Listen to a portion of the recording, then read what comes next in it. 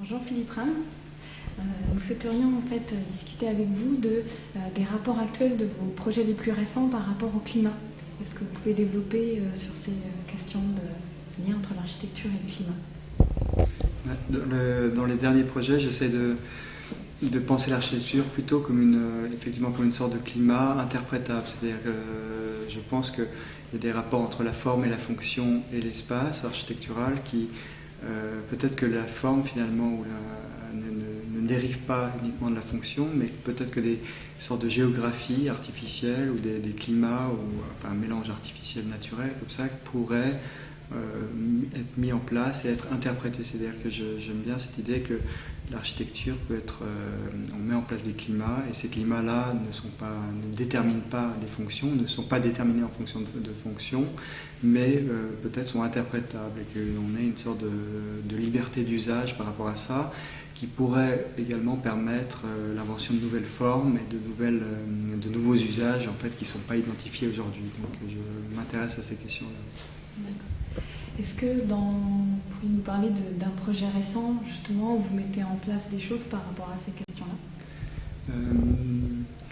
Alors il y a deux projets, par exemple un projet lié à la question de la réduction d'énergie dans le bâtiment, qui est par exemple de travailler sur ces nouveaux problèmes ou ces nouvelles techniques qui apparaissent liées à ça.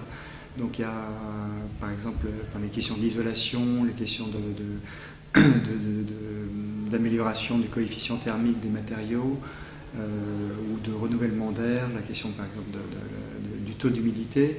Alors je vais parler de deux projets, un projet là, de maison Mollier qui fonctionne sur le renouvellement d'air. C'est-à-dire qu'aujourd'hui, comme on doit ventiler les maisons en essayant d'éviter au maximum qu'il y ait des grosses quantités d'air froid qui rentrent dans la maison et qu'on doit réchauffer, on essaie plutôt de faire rentrer des petites quantités d'air. Et si on fait rentrer des petites quantités d'air, en fait il faut les placer judicieusement, plutôt dans les pièces d'abord sèches, donc, et elles migrent, ensuite l'air migre dans la maison vers les pièces un peu plus humides, vers le salon, et puis elle termine dans les salles de bain ou dans les cuisines où c'est le plus humide.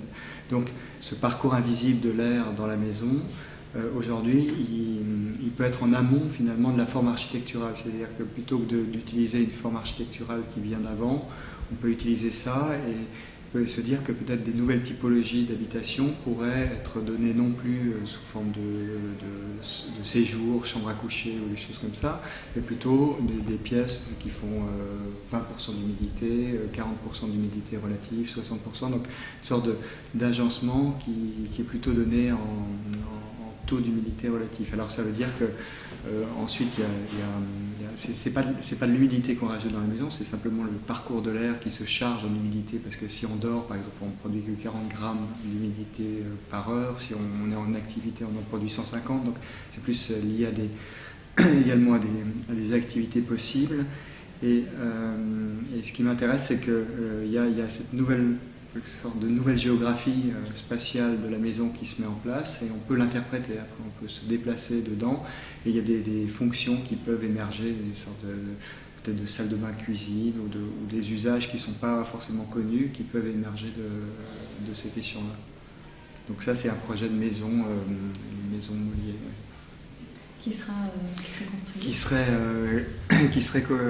Qui est un projet qui a été défini à Bassivière en fait, lors d'une étude sur le développement urbain et architectural de toute la région. En fait.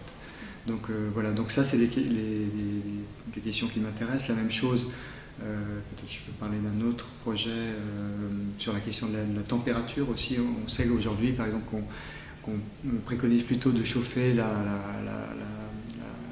chambre à coucher à 16 degrés, le salon à 20 degrés, et la salle de bain là où on est nu à 22 degrés. Donc ça a l'air un peu mesquin comme chiffrage, mais en réalité si on additionne tout ça au nombre d'habitants sur un pays, ça devient des quantités énormes. Et donc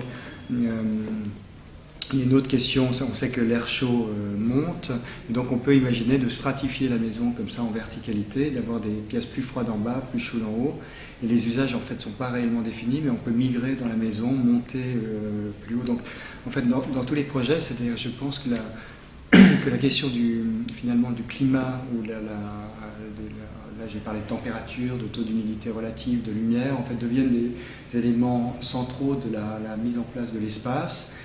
Et je pense qu'on peut habiter aussi de manière plus sensuelle dedans. On a une relation à la fois à la nudité ou à l'habillement, au dégagement d'humidité par la respiration, le rapport du corps dans l'espace. Donc je pense que finalement tout ce qui peut apparaître au départ comme des contraintes, toutes ces questions liées au développement durable appliquées à l'architecture qui au départ peuvent être lues comme des contraintes, en fait peuvent au contraire être des moteurs de renouvellement de la forme, un peu comme le béton armé au début du XXe siècle a transformé les formes architecturales et les usages.